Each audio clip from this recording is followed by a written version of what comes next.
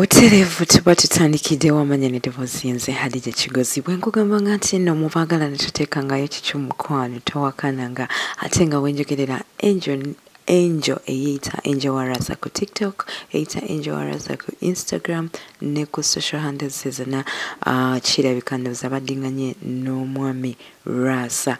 Kino kigambibwa nti balabiddwako ku mukolo oba giyite show emu eyabadde kuzimu ku bbala mu Kampala ate nga Chameleon yabadde nga yayina night. Abaagala nabano eno balabiddwa nga ddala mu butuufu kirabika ddala omukwano gwaddinganye ddala. Angel aludde ekiseera n'ebbanga ddene nga apostinga ng'alaga nti nno omusajja like ndowooza akyamwetaaga oluvannyuma lwa Lwasa okulangirira nti nafunye omukazi omulala kye kyalobedde Angel okubeera nti nate addayo abeere nga yegayirira Lwasa. Angel n'abantu bangi bazze bamwogerako ebintu bingi nnyo nga bw'atategeera, nga bwe yayanika omusajja, nga bw'atamwagala, nga kwegamba nga bamulabira ddala ng'omukazi omusiru naye oba oli awagameraga nedda engeri omusajja gy'alinamu ku kasente ate ndowooza kanzireyo nfumbe. Abaagala bana bano eno tebakomye ku ekyo era tubalabyeko ku mitimbagano egy'enjawulo nga kirabikira ddala ndowooza omukwano gwabwe gwazeemu era nga beekutte emikono giyisiŋŋanya ate ne balabibwako ne mu mmotoka nga kirabika ndowooza ebintu byaddiddewo ddala. Kujjukiza gwe naali ku HK Media nti Shane kutuusibwako aba Speed Express Tours and Travels Company yokka eyakakasibwa okubeera ng'esaabaza abantu okuva mu buli kitundu ky'eggwanga mpozi ate ne baganda baffe aba Roast Coffee Academy nga bano be bakafulu okutendeka abaana ba barista abagenda e Dubai.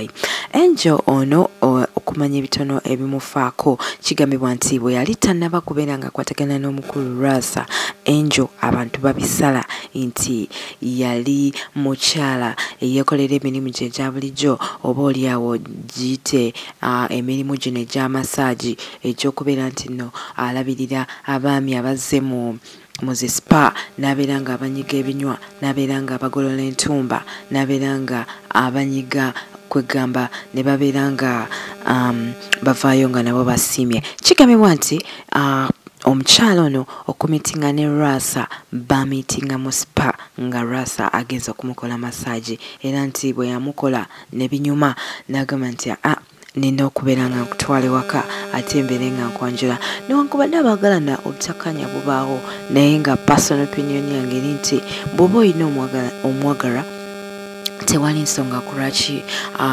rangozi zammwe ate mubeera muzireeta mu public ne mubeera nga muzibulira abantu. Ba celebrities bangi tubalabye nga balina relationships ez'enjawulo ate ebintu kwegamba ne bibafiiririra ate ne bamala ne babireeta naffe tube nga tubimanya. Angel no oba oliawo yakola ensobi naye ate oba oliawo kirabika ndowooza kyamuyamba kano ke baddinganye ne Lwasa oyinza okwesanga nga tebagenda kubeera nga baddamu nga baawukana. Naye anyway ebyabaagalana bizibu byakutegeera, bizibu byakumanya, ffe tubataddeko buteesi maaso. Ate wenjogerera abaana bano eno ndowooza mubajjukira bulungi nnyo abaali mu kubukedde mu yoleso ekitone baganda baffe batuuma Muwunya.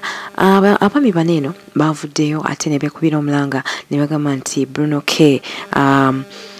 yabaleka mu nnyumba n'atabawa buyambi kwegamba n'abasulaawo n'abeera nga alinga ng'abakozesa obukozesa. Abaana bano eno bavuddeyo ne bongera okugamba nti tumukubira amasimu yatublokinga takyayagala kubeera mukwano gwaffe. Wakiri omuntu oyamba omuntu n'osigala nga oleseewo enkolagana naye ate bo bavuddeyo ne beekubira endulu nga bagamba nti tebalina kyakulya ew'okusula ebintu bizibu nnyo mu ghetto gye babeera ebintu kwegamba tebikola ki tebitambulira ddala bulungi nnyo ate nga beekwasa bagamba nti okuva lwe bakwatibwako celebrity omu amanyikiddwa nga Buruno okugezaako okubayamba oluvannyuma lw'omwami Alex mukulu okubeera nti no abavola n'abagamba nti bawunya.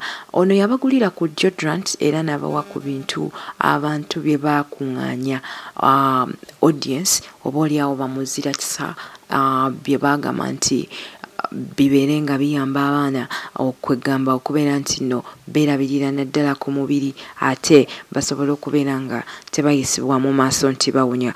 Abaana bano eno bavuddeyo ne beekubira enduulu nga bagamba nti Bunoke yabablockinga era takyayagalira ddala kumanya bibakwatako.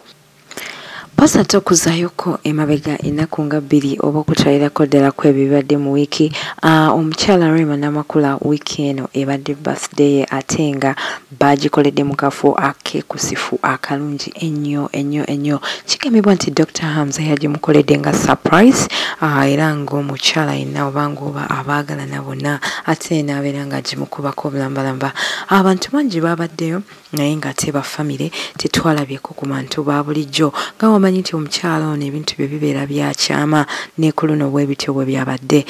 Abakwano be babaddeyo bangi nnyo era tubalaba nga bagenzeko ku boat ride omukyala we yagambidde Dr. Hamza nti yagenda okubeera nga amuvuga oba yagenda okubeera omugoba we ku mazzi.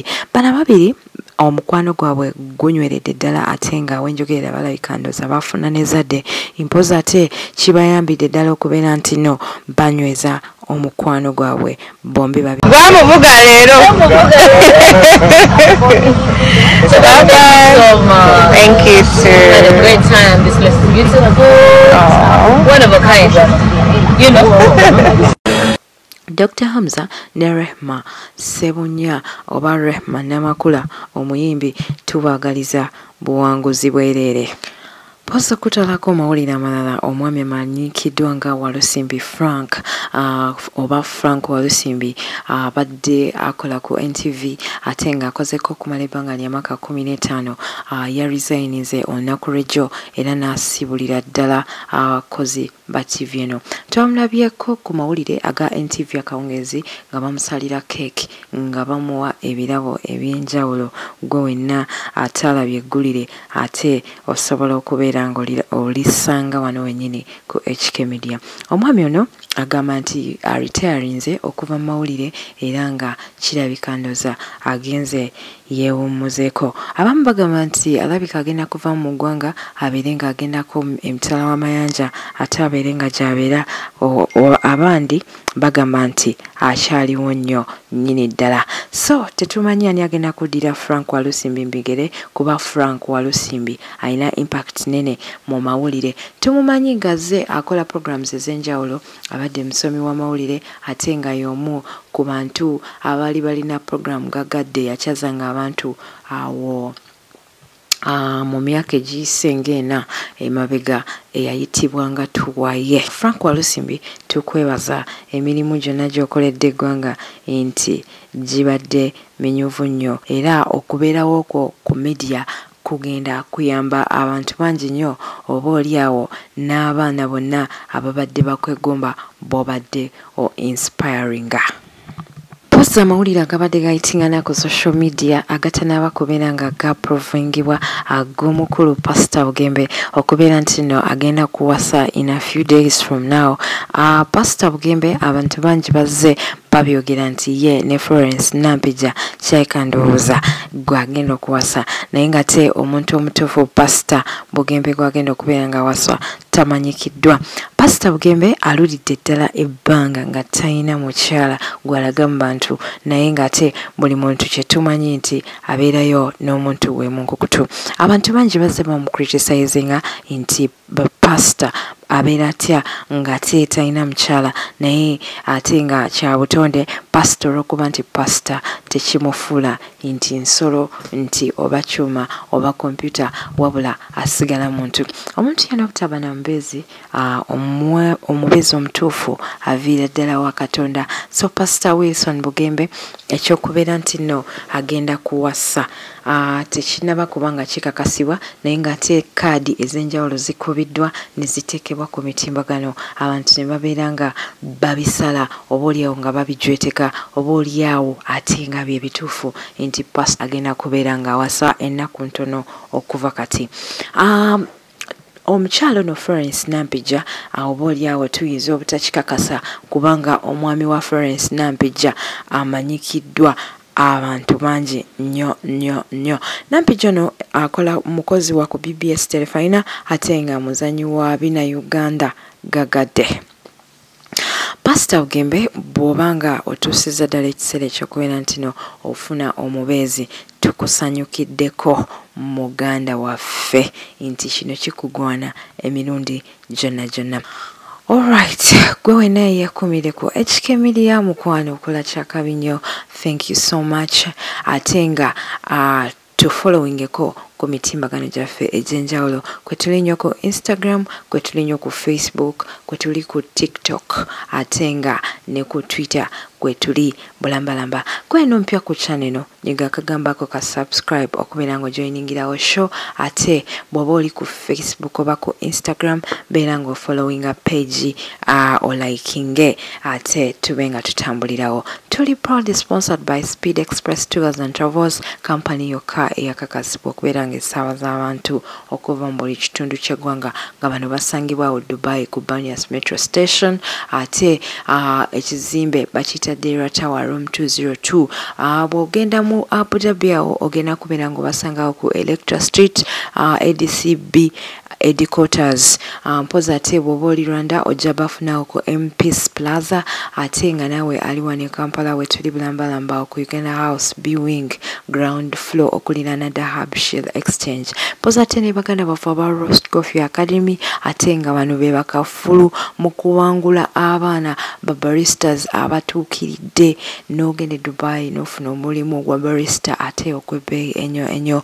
Baganda baffe bano we bali nnyo wane Uganda awe Najjana Nkumbi, mpoza ate nga ne Dubai obasangayo bulambalamba ne mu Abu Dhabi. Muganda waffe owa Magi Beauty ono nga ye kafulu mu kutunda hair pieces ez'enjawulo, akugamba nti no yeteeseteese dda beera nga omugulako hair pieces eza human pure. Ono asuubuza ate nga akola ne deliveries, asiba enviiri, ayina braids, ayina clip-ons, ayina buli accessory yonna ey'enviiri, ate nga ono asangibwawo mu Abu Dhabi. Kwebazaako nnyo muganda wange Magi nti weebale nnyo okubeera nga okola. Ngenda kubeera mbasiibula olunaku olwaleero, ate nja bakwata next week ku Friday.